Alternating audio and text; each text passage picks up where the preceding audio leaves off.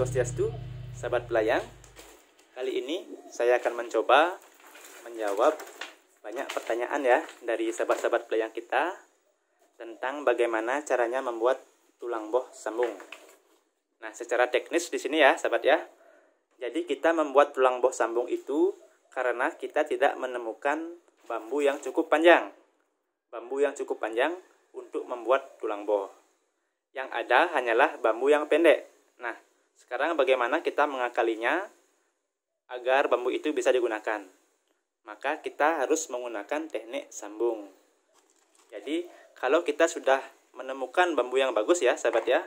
Bambu yang sudah tua, bagus, panjang dan lurus, kita tidak usah menggunakan teknik sambung.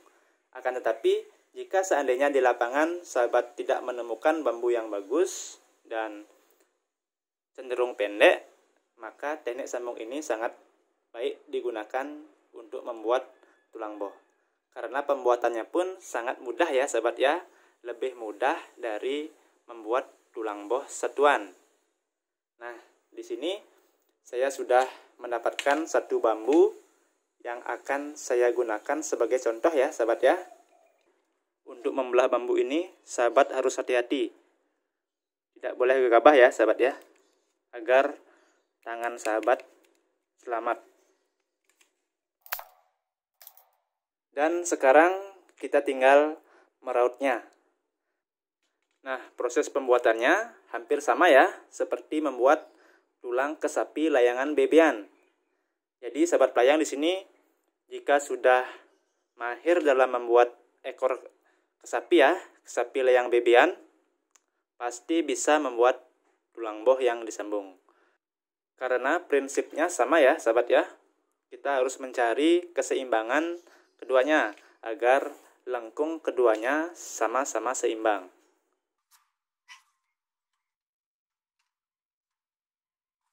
Di sini saya akan jelaskan sedikit tentang bagaimana cara meraut pada bagian bukunya ya sahabat ya.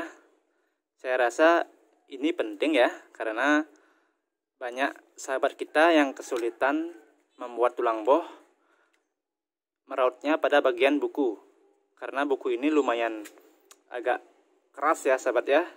Jadi saya akan jelaskan sedikit tentang cara meraut pada bagian bukunya. Setelah sahabat pelayang meraut pada bagian ini ya, kita raut bagian ini dulu, bagian gampangnya. Kemudian pada bagian bukunya kita balikkan ya sahabat ya, seperti ini. Nah, kita balikkan, kita raut terlebih dahulu seperti ini. Jadi harus sabar ya sahabat ya, jangan langsung begini, jangan langsung begini. Nanti sahabat banyak menghabiskan energi. Jadi untuk mengakalinya kita harus sedikit demi sedikit, yaitu seperti ini ya sahabat ya.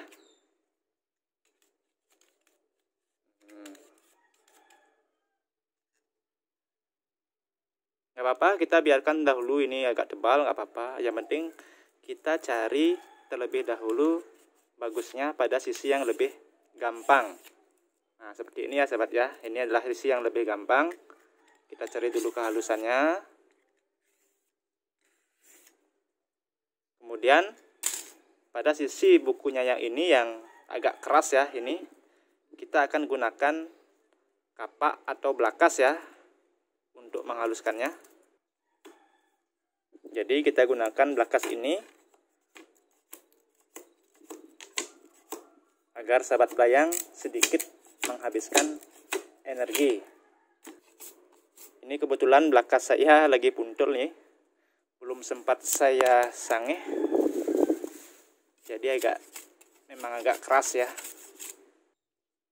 Ya, kita sudah menyelesaikan bagian satunya ya. Ini kita sudah menemukan satu pola lengkungan seperti ini. Dan sekarang kita akan meraut pada tulang selanjutnya.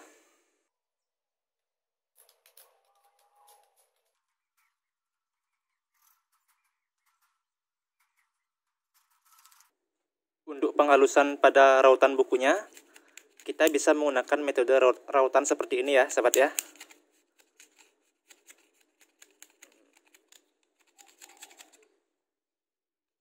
kita raut dengan cara membalikkannya seperti ini. Kemudian setelah itu kita balikkan lagi. Kita raut di bagiannya seperti ini.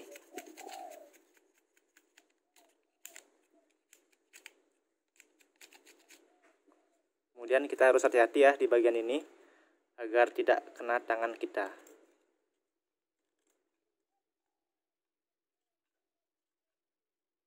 Ini yang paling penting ya sahabat ya. Kita merautnya dengan santai dan sangat hati-hati. Jangan sampai mata pisau ini mengenai tangan sahabat ya. Kita harus hati-hati dalam bekerja. Nah, sekarang saya sudah meraut kedua bambu ini ya, sahabat ya. Akan tetapi bambu ini belum saya ukur keseimbangan lengkungnya. Nah, untuk mengukur keseimbangannya atau lengkungnya seperti ini ya, sahabat ya. Kita gabungkan keduanya seperti ini. Sama ya, metodenya seperti membuat tulang pada ekor kesapi layangan bebean.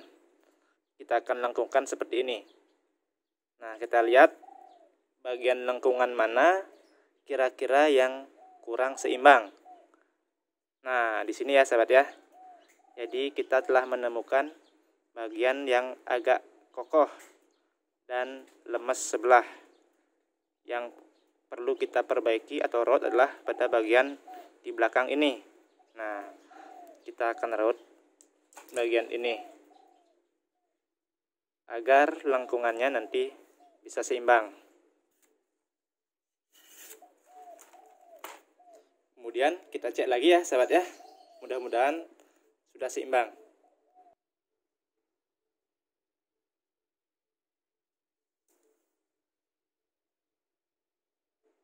Nah, sepertinya masih ya sahabat ya.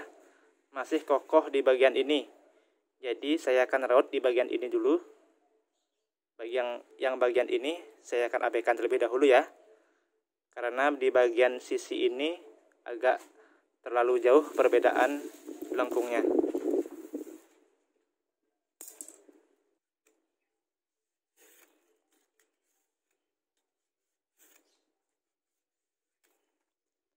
Sekarang kita akan coba cek lagi. Mudah-mudahan sudah sama ya sahabat ya.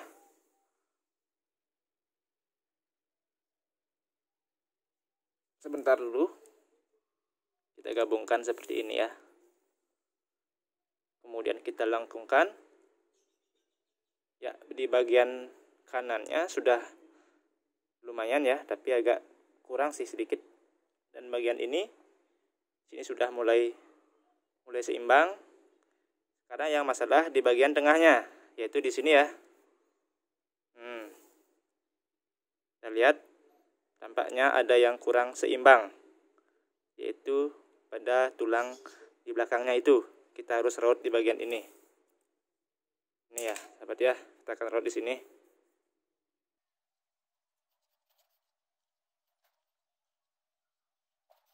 Ya, kita akan cek lagi keseimbangannya. Kita cek dulu di bagian sisi kiri ya, sahabat ya. Kita lengkungan dulu di sini. Pegangannya di sini ya, sahabat ya. Jadi kita tidak usah pegang di sini. Kita pegangnya di sini terlebih dahulu. Nah, ini terlihat sudah mulai seimbang ya sahabat ya. Pada sisi kiri ini sahabat bisa lihat lengkungannya sudah mulai sama. Dan apabila kita lengkungkan semuanya seperti ini. Nah, pada sisi kanan kurang seimbang. Jadi sekarang kita akan perbaiki pada sisi kanan, yaitu pada tulang yang di belakang. Ini kurang lemat ya. Jadi lebih kekeh di sini. Kita akan merautnya pada sisi ini. Ya, cukup kira-kira seperti itu ya. Sekarang kita coba lagi.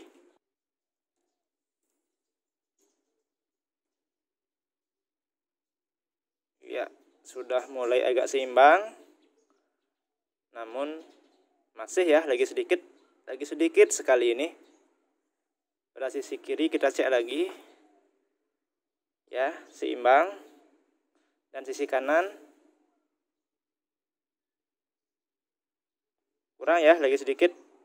Masih ada beberapa bagian yang masih agak kekeh ya. Nah, seperti ini ya, sahabat bisa lihat ini tanda kurang seimbang. Jadi kita akan raut pada bagian sisi ini lagi.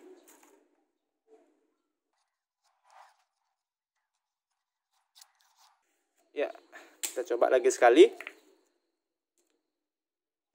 Jadi seperti itu ya sahabat ya.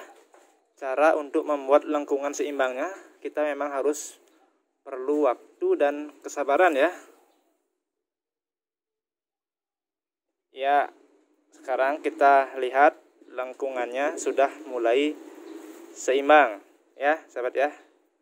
Sahabat bisa lihat proses membuat tulang boh dengan menggunakan metode sambung seperti ini. Ya, kurang lebih seperti ini ya sahabat ya. Sekarang saya akan jelaskan metode sambung bagaimana saja yang perlu sahabat ketahui.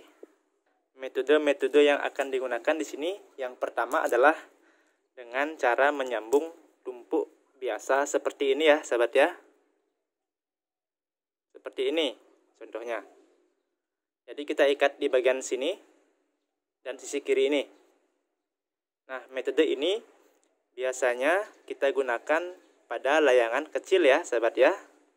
Hanya berguna pada layangan kecil. Kurang lebih layangan 1 meter ya. Kalau di atas itu metode ini kurang efisien. Kenapa? Karena pada bagian sisi ini ya sahabat ya. Ini ketika kita sambung dan ini kita sambung, sudah tentu nanti tulang boh sahabat nanti akan lebih kokoh di sini. Karena pada bagian bawahnya ada bambu yang membuatnya kokoh. Jadi seandainya kita lengkungkan atau leg ya, nanti tulang boh sahabat akan lebih lemot di sini dan kurang seimbang ya. Jadi teknik ini hanya berguna untuk layangan kecil. Kemudian untuk metode jenis sambungan kedua sama ya sahabat ya. Sahabat pelayang tinggal tumpuk juga seperti ini. Akan tetapi nah di sini kita perlu mengakalinya agar dia tidak lemot di sini dengan cara meraut setiap ujung-ujung sambungannya. Jadi setiap ujung ini ya sahabat ya. Misalnya jaraknya yang akan sahabat tumpuk jaraknya seperti ini, segini misalnya. Jadi kita raut halus atau raut lebih tipis ya dari ujungnya sini. Jadi lebih baik sahabat menyambungnya dengan jarak sambung yang cukup jauh. Jangan seperti ini ya sahabat ya. Seperti metode pertama tadi, tapi lebih baik sahabat jauhkan lagi sedikit. Seret segitu ya. Nah, dari sini sahabat tandai dengan marker atau pulpen dan sahabat mulai raut tipis ya. Dari sini raut ke ujung. Untuk metode sambung kedua ini, sahabat pelayang harus menipiskan pada ujung-ujung titik tengahnya ya, seperti ini. Kita tipiskan di sini. Ini tujuannya untuk mencari keseimbangan pada saat tulang boh sahabat dilengkungkan. Jadi kalau yang metode pertama tadi adalah hanya tinggal tumpuk, kurang sempurna ya. Itu hanya berlaku untuk layangan kecil. Dan jika layangan sahabat misalnya agak besar, lebih baik sahabat membuat metode seperti ini. Nah, saya rasa ini sudah cukup ya sahabat ya. Cukup tipis untuk pada bagian ujungnya sini. Dari tipis di sini agak menebal ke sini. Dan itu berlaku juga pada tulang boh yang lagi satunya ya sahabat ya. Di sini ini belum saya tipiskan. Sekarang saya akan tipiskan terlebih dahulu.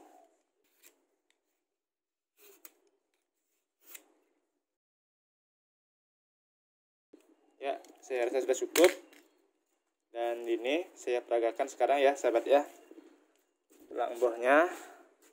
Nah, ini sudah tipis ya sahabat ya.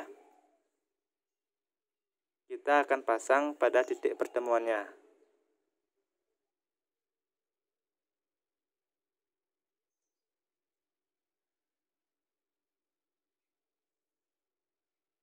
Kemudian dari sini kita membutuhkan satu tulang penambah ya. Dimana tulang penambah ini kita buat seperti membuat tulang boh, tapi tidak panjang ya sahabat ya. Contohnya adalah ini. Jadi tulang ini kita akan gunakan untuk menumpuknya. Nah, seperti ini ya. Sahabat bisa mengikatnya pada bagian tumpukan atas ataupun pada tumpukan bawah. Jadi ini bebas sesuai dengan selera sahabat ya. Dan saya akan menumpuknya pada bagian atas. Kita akan ikat dulu ya. Jadi hasilnya nanti seperti ini ya sahabat ya.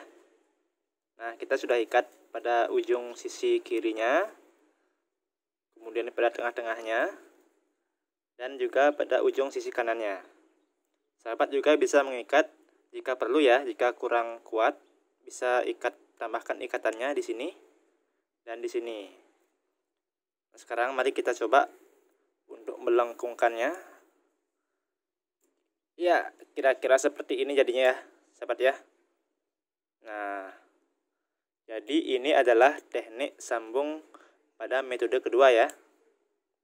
Kita menggunakan teknik sambung dengan meraut tipis. Dan ini hanya contoh ya sahabat ya. Jadi jika sahabat membuat layangan, mungkin teknik sambungan sahabat bisa lebih rapi. Ini hanyalah contoh untuk memperagakan bagaimana caranya menyambung tulang boh.